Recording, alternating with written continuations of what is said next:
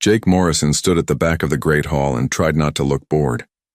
His job was simple: watch the doors and make sure no one caused trouble. He was good at his job, but ceremonies like this made him sleepy. The hall was huge, bigger than any building Jake had ever seen on Earth. The ceiling went up so high that clouds could form up there. Strange lights floated in the air without wires or poles to hold them. Everything here reminded Jake that he was very far from home. 47 different alien species sat in circles around the hall. Some looked almost human. Others looked like giant bugs or walking trees. A few were just floating balls of light that somehow had voices. Jake had been in space for 2 years now, but he still felt amazed when he saw so many different types of life in one place. Ambassador Lisa Grant sat with the other human diplomats in the third ring. She wore her best blue uniform and looked very serious. The humans were still new here. Earth had only joined the Galactic Council 50 years ago. Most of the other species had been here for thousands of years. Jake checked his watch. The ceremony had been going on for 3 hours. His feet hurt and his back was getting stiff. He wondered why they needed so many speeches just to watch some aliens pick their marriage partners. "The bonding ceremony will now begin," said a voice that seemed to come from everywhere at once. Council Prime. Kethaval floated above the center of the hall. Jake could never tell what species the Council Prime was. It looked like a tall shadow wrapped in silver cloth. It had been the leader here for over 1,000 years or so, people said. "Those who wish to claim a mate may now come forward," the Council Prime announced. Jake perked up a little. Finally, something might happen. He had heard about this tradition but never seen it before. Apparently, any unmarried alien could point at someone from another species and claim them as a husband or wife. It was supposed to create peace between different worlds. A few aliens stood up and walked to the center. Jake recognized some of them. There was a tall, blue-skinned Alterian male who pointed at a female from the Centauri delegation. She nodded and smiled. They had probably arranged this beforehand. A crystal being from the Silicate Collective chose a furry, cat-like Felinian. The Felinian's tail swished happily. Another planned match, Jake figured. This went on for about 10 minutes. Jake counted 12 couples so far. All of them seemed happy about their choices. Most of them had clearly talked about this before the ceremony. Then something unexpected happened. A figure stood up in the Zephyrian section. Jake's attention snapped to her immediately. Even among the tall, gray-skinned Zephyrians, she stood out. She was wearing black armor that seemed to absorb light. Her silver hair was pulled back in a warrior's braid. Scars crossed her arms and face. Not ugly scars, but marks that showed she had fought many battles and lived. Jake knew who she was. Everyone in the galaxy knew Princess Zarathiel Vex. She was the greatest military commander the Zephyrians had produced in 500 years. She had never lost a battle. She had conquered 3 star systems and brought peace to 2 others. People said she was being groomed to lead the entire Zephyrian Empire someday. She was also, according to the files Jake had read, completely uninterested in marriage. She had turned down dozens of powerful suitors from her own species and others. Many people thought she would never choose a mate at all, but here she was, walking to the center of the hall. The entire chamber fell silent. Even the floating lights seemed to dim. 47 species held their breath. Princess Zarathiel stopped in the exact center of the hall. She stood perfectly still for a moment, her yellow eyes scanning the crowd. Jake could feel the tension in the air like electricity before a storm. Then, she raised her right arm and pointed, directly at him. "I claim this human as my mate," she said in a voice that carried clearly through the silent hall. Jake felt like someone had hit him in the stomach with a hammer. His mouth opened, but no sound came out. His brain seemed to have stopped working completely. Every eye in the hall turned to look at him. Thousands of aliens stared at the human security guard who had just been chosen by the most famous warrior princess in the galaxy. Ambassador Grant jumped to her feet, her face pale with shock. The other human diplomats started whispering frantically to each other. The Zephyrian delegation erupted in angry hissing sounds. Jake could see a massive male Zephyrian, probably the princess's father, rising from his seat with rage written across his face. Council Prime Kethaval's voice cut through the chaos. "Princess Zarathiel Vex of the Zephyrian Empire, you have made your choice before the council. Do you confirm this selection?" "I confirm it," the princess said without hesitation. "Jake Morrison of Earth," the Council Prime continued, somehow knowing his name. You have been chosen according to the ancient laws. Do you understand that this selection cannot be refused or reversed? Jake's mouth was still hanging open. He tried to speak but only managed a small croaking sound. What? I don't, he stammered. Princess Zarathiel turned to look at him directly. Her yellow eyes seemed to look right through him. For a moment, Jake thought he saw something like amusement in her expression. The human will need time to process this, she said calmly, as is his right under galactic law. Ambassador Grant was on her feet now, speaking rapidly into her communication device. Jake could hear her saying things like emergency and Earth command and unprecedented situation. The hall erupted in noise as every delegation started talking at once. Some aliens seemed excited. Others looked angry or confused. The floating news drones that covered council events swarmed around Jake like mechanical bees. Jake just stood there, still trying to understand what had just happened to his quiet, boring life. He had come here to guard a door. Now apparently he was engaged to marry the most dangerous woman in the galaxy. And according to the ancient laws that governed this place, he had no choice in the matter at all. Jake sat in the small human quarters aboard the diplomatic station and stared at the wall. 3 hours had passed since Princess Zarathiel had pointed at him in front of the entire Galactic Council. 3 hours, and he still felt like he was living in someone else's nightmare.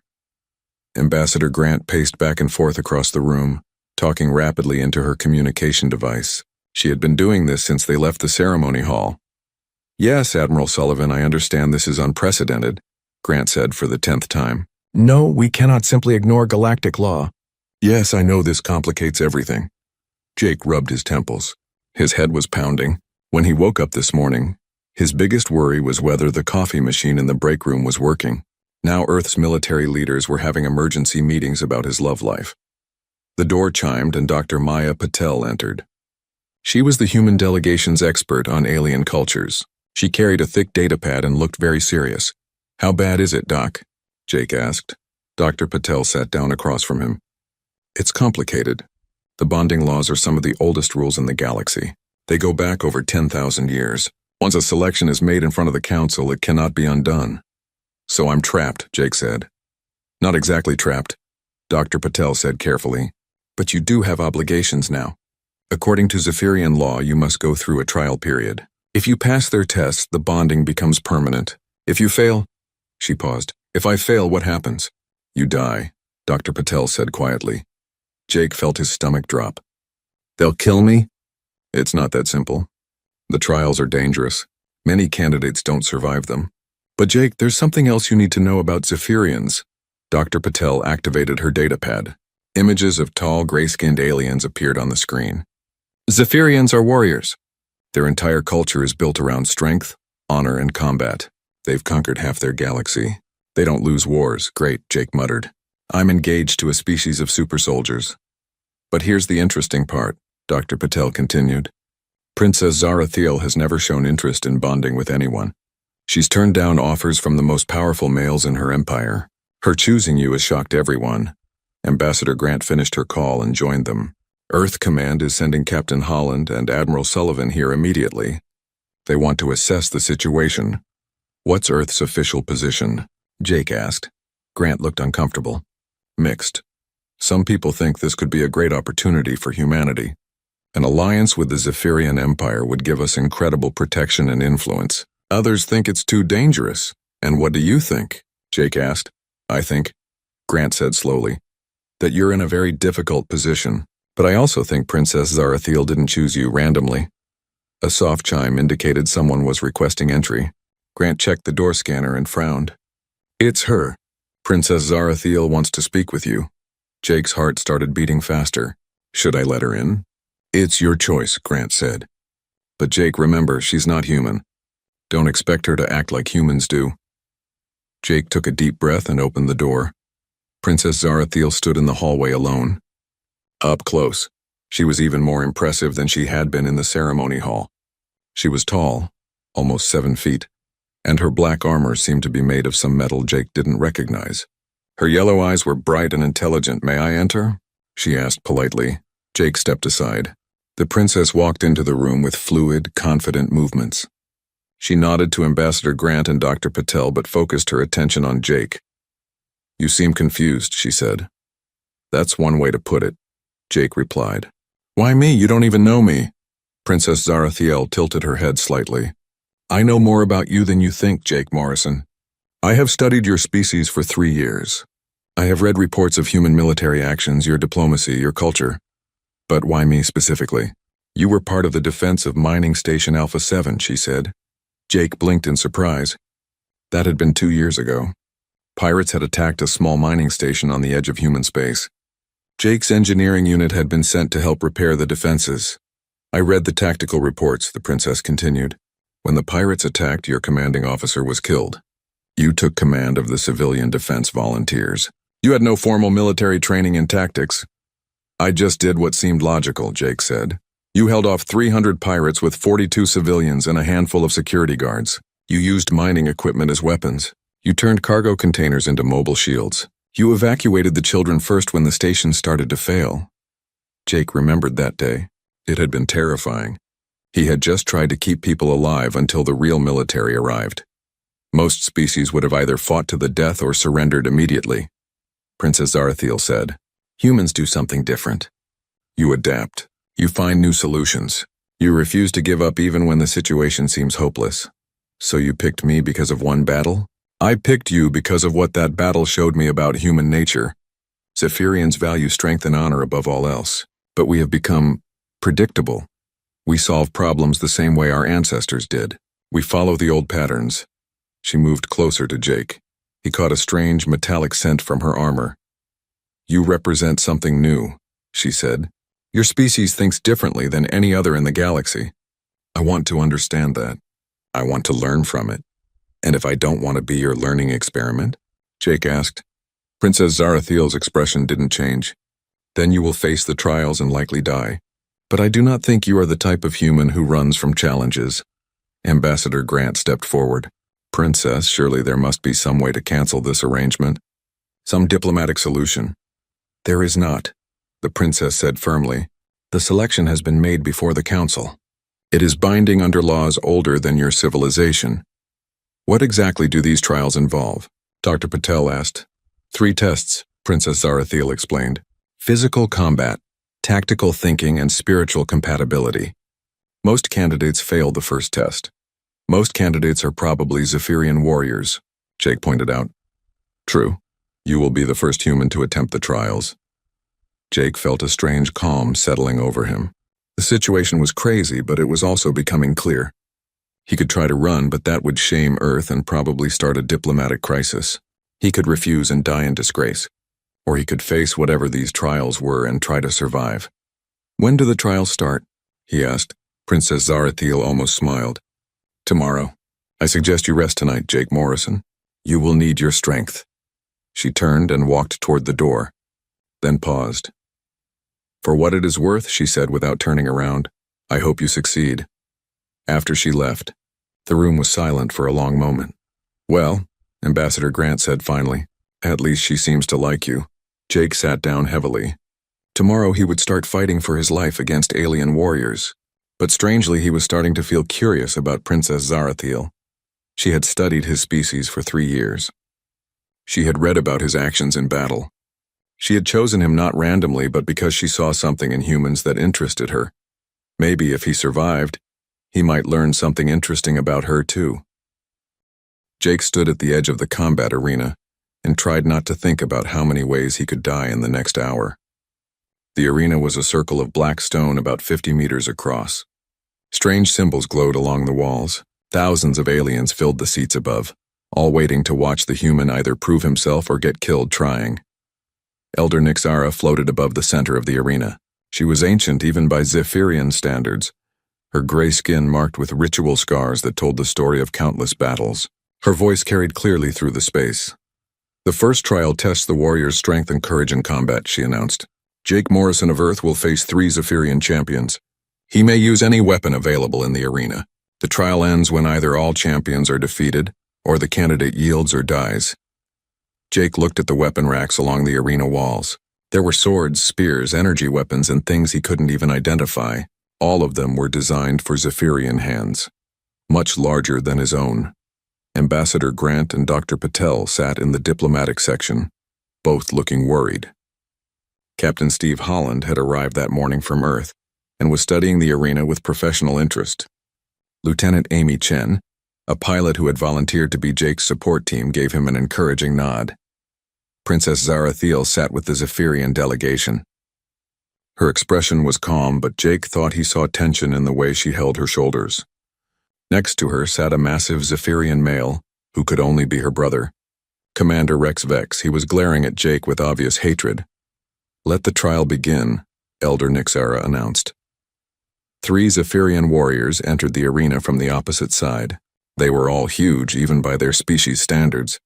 Their gray skin was covered with battle scars and ritual tattoos. They moved with the fluid grace of professional killers. The first champion carried a sword that glowed with blue energy. The second had twin fighting sticks that sparked with electricity. The third was armed with a weapon that looked like a cross between a spear and a gun. Jake jogged to the weapon rack and grabbed the smallest sword he could find. It was still too big for him, but he could lift it. He also picked up a small energy shield and what looked like a simple metal rod. The Zephyrians spread out to surround him. This was how they always fought, as a team, using their superior size and strength to overwhelm their enemies. It was a good strategy that had worked for them for thousands of years. But Jake wasn't going to fight like a Zephyrian. The warrior with the energy sword attacked first, swinging the massive blade in a wide arc that would have cut Jake in half. Instead of trying to block or dodge backwards, Jake dropped to his knees and slid forward under the swing. He used the metal rod to strike the warrior's ankle, a spot where the armor had a joint. The Zephyrian stumbled, surprised. His species valued honor in combat, which meant facing your enemy directly. They weren't used to opponents who fought dirty. Jake rolled away as the second warrior's electric sticks crackling where his head had been.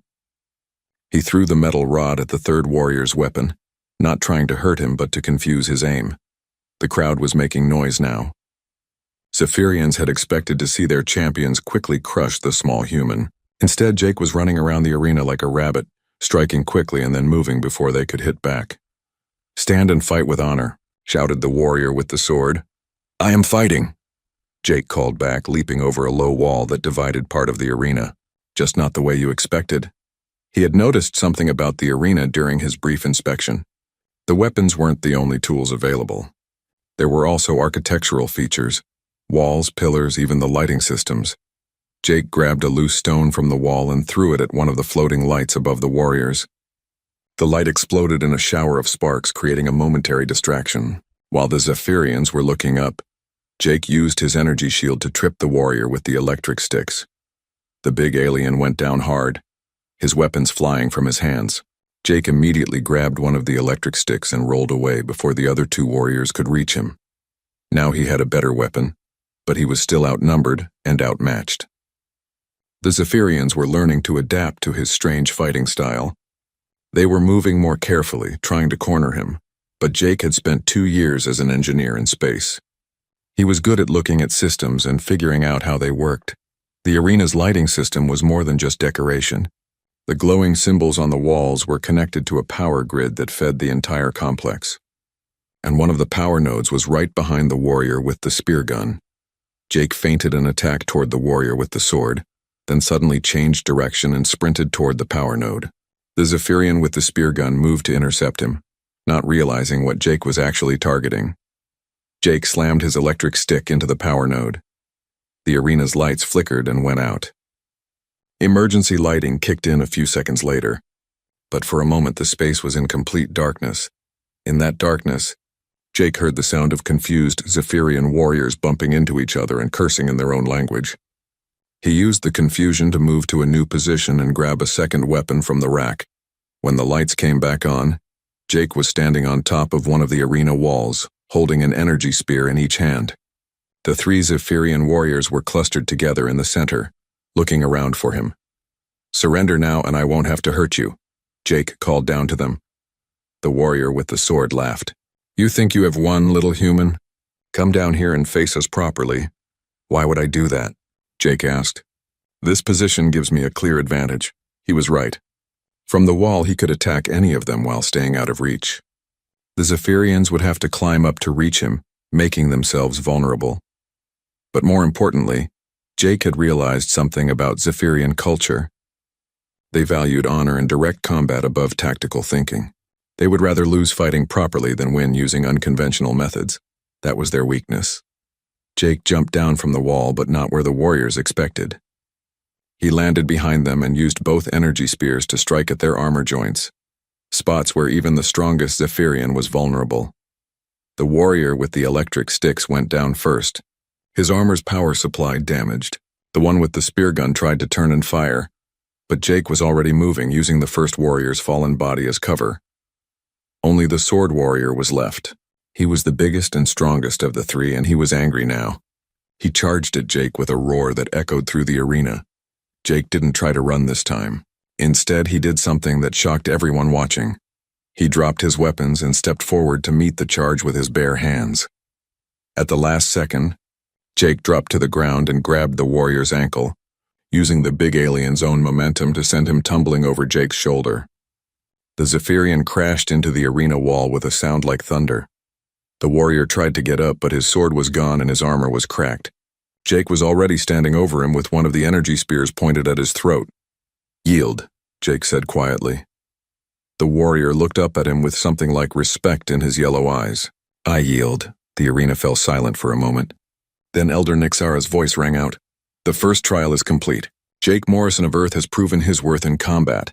The crowd erupted in noise. Some aliens were cheering. Others seemed shocked or angry. Jake could see Commander Rex Vex arguing furiously with other Zephyrians in their delegation.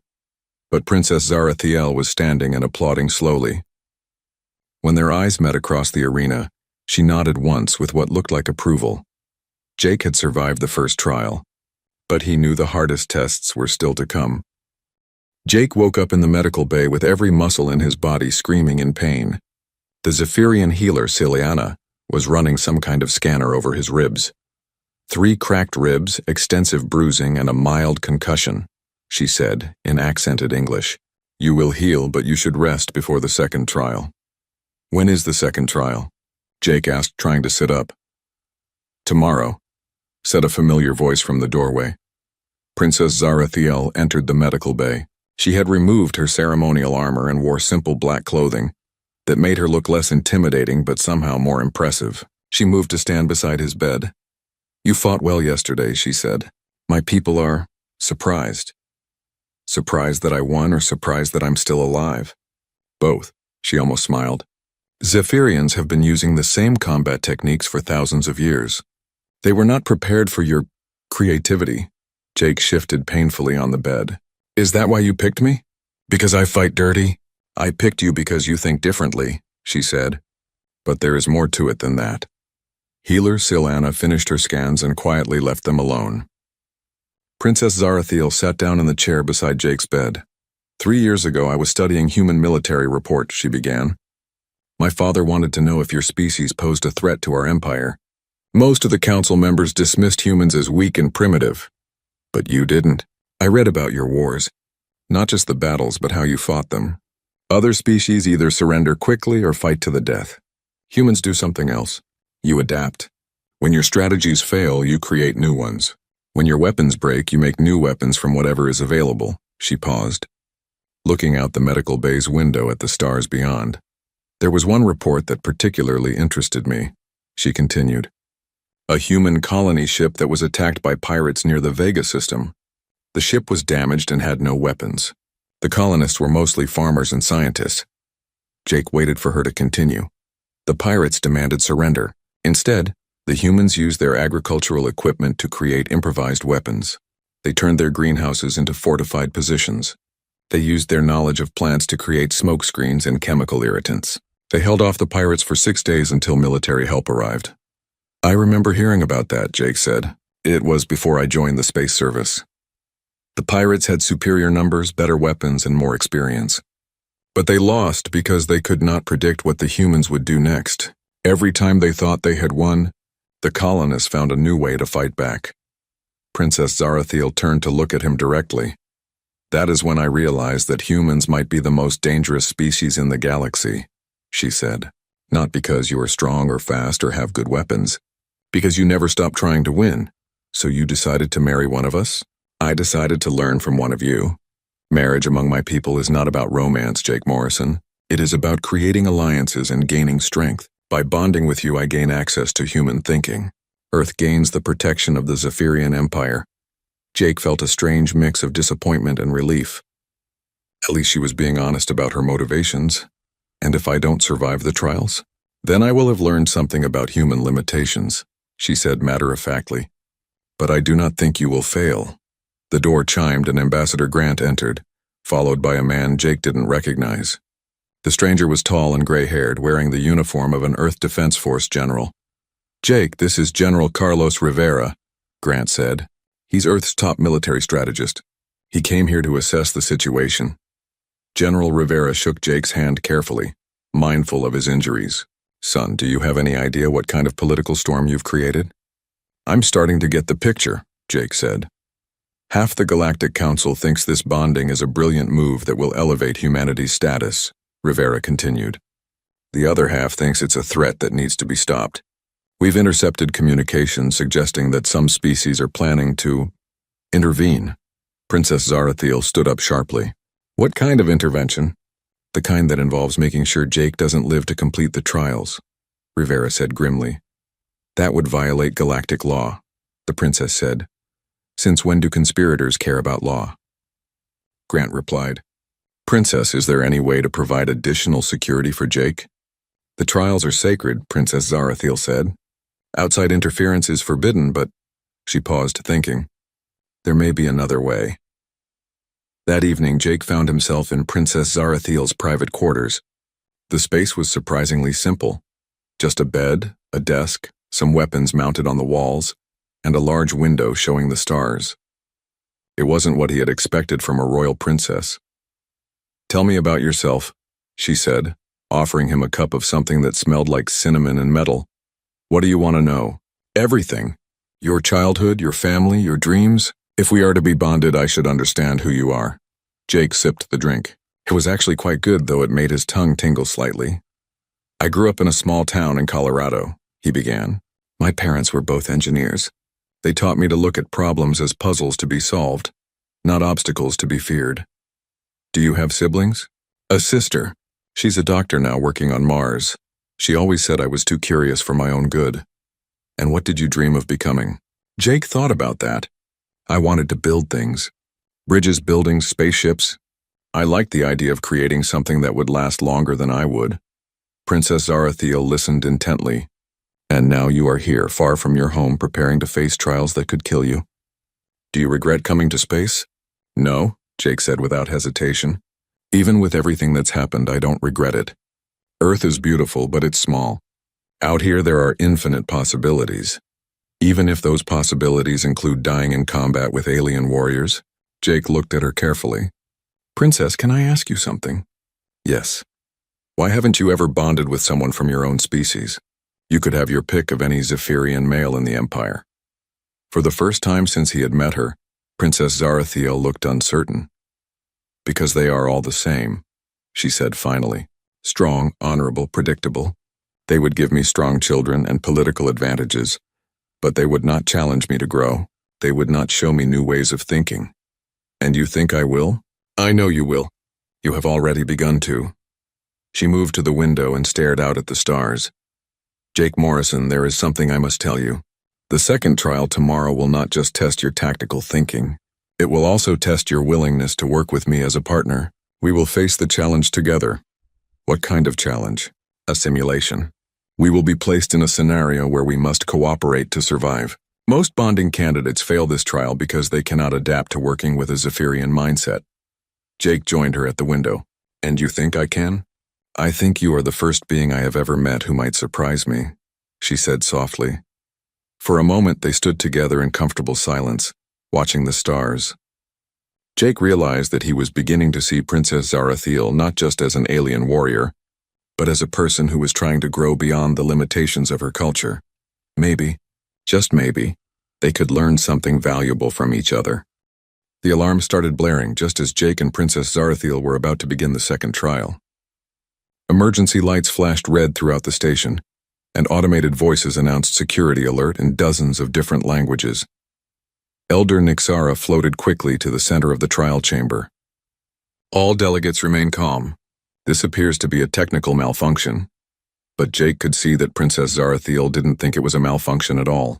Her hand was already on her weapon, and her yellow eyes were scanning the room for threats.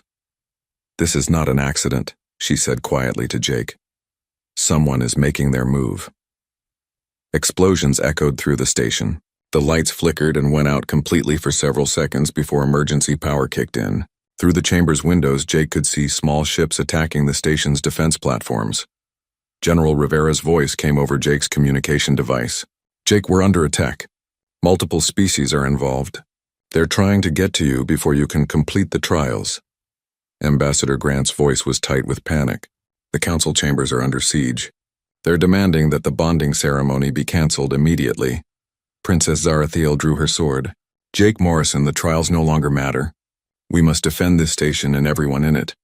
Elder Nixara was speaking rapidly to other Zephyrian officials. "The attack is coordinated," she announced. 6 different species are involved. They have breached the outer defensive rings. Jake's mind raced. This wasn't just about him anymore. The conspiracy that General Rivera had warned about was real, and it was bigger than anyone had imagined. "What do they want?" Jake asked. "To prevent an alliance between humans and Zephyrians," Princess Zarathiel replied. "Some species see your adaptability as a threat. Combined with our military strength, they fear we would become too powerful." Another explosion shook the station. Jake could hear the sound of weapons fire getting closer. "Princess," Jake said, "forget about the trials. How do we stop this?" Princess Zarathiel looked at him with something like respect. "We work together. Your tactical thinking and my combat experience. But Jake, if we do this, you must understand, we will be fighting for our lives." "I understand." She activated her armor's communication system. "All Zephyrian forces, this is Princess Zarathiel. Coordinate with the human defenders. Protect the civilian delegates." Jake opened his own communication channel. "Lieutenant Chen, Captain Holland, this is Jake. What's our status?" Amy Chen's voice crackled through the static. "Jake, we've got enemy forces on 3 levels. They're trying to cut off escape routes and trap everyone in the council chambers." "How many defenders do we have?" "Not enough. Maybe 200 total, including station security. But Jake, these attackers know the station layout better than we do. Someone's been planning this for a long time." Princess Zarathiel was coordinating with her own people. "My brother Rex is leading a counterattack on the main level. But the enemy has superior numbers," Jake thought quickly. "Princess, do you have access to the station's technical systems?" "Some access, yes. Why?" "Because I have an idea. But it's going to require trusting each other completely." He outlined his plan quickly.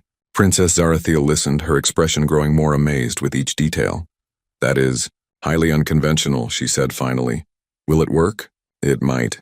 But Jake, if this fails, we will all die." "If we do nothing, we'll die anyway," she nodded. "Then we try your plan." What Jake had realized was that the attackers were using the station's own design against the defenders. They had studied the layout and were using traditional military tactics, controlling key corridors, cutting off communication, isolating their enemies. But Jake wasn't thinking like a traditional military commander. He was thinking like an engineer. The station was more than just a building in space. It was a complex system with power grids, life support networks, and transportation tubes running throughout its structure. Those systems could be used for more than their original purpose. Working together, Jake and Princess Zarathiel began implementing his plan. She used her access to redirect the station's transportation system, while Jake worked on the power grid and atmospheric controls. First, they cut power to the sections where the attackers were concentrated. In the darkness, the enemy forces couldn't coordinate effectively. Then they used the transportation tubes to move defenders quickly to unexpected positions. Instead of being trapped, the station's defenders suddenly appeared behind enemy lines. Finally, Jake did something that amazed even Princess Zarathiel. He used the life support system to create selective atmospheric pressure changes that disoriented the attackers while leaving the defenders unaffected. "How did you know that would work?" she asked as they watched enemy forces surrendering throughout the station. "I didn't," Jake admitted. "But humans are good at improvising. The battle was over in less than 2 hours. The conspiracy had involved 6 different species, but their traditional military thinking had been no match for Jake's unconventional approach, combined with Princess Zarathiel's tactical expertise. That evening, the entire Galactic Council reconvened in emergency session. The attempted attack had shocked many species who hadn't realized how threatened some felt by the potential human-Zephyrian alliance. Council Prime Kethaval addressed the assembled delegates. The events of today have shown us the importance of unity and cooperation. The bonding trials of Jake Morrison and Princess Zarathiel Vex will continue, but with the full protection of the Council. But Princess Zarathiel stood up. Council Prime, I request permission to speak. You may speak, Princess. The trials are no longer necessary, she said clearly. Jake Morrison has already proven his worth beyond any doubt. Today he showed that he can think strategically under pressure, fight alongside Zephyrian warriors, and protect those who cannot protect themselves. These are the qualities my people value most. She turned to look at Jake. More importantly, he has shown me that there are ways of solving problems that I had never considered. He has already made me a better leader and a better warrior. Jake stood up from his place in the human delegation. Princess Zarathiel, I have something to say too. The hall fell silent. When this started, I thought I was trapped in a situation I couldn't control, Jake said. But I've learned something about Zephyrian culture, and about you personally. You didn't choose me to possess me or to use me. You chose me because you wanted to grow and learn.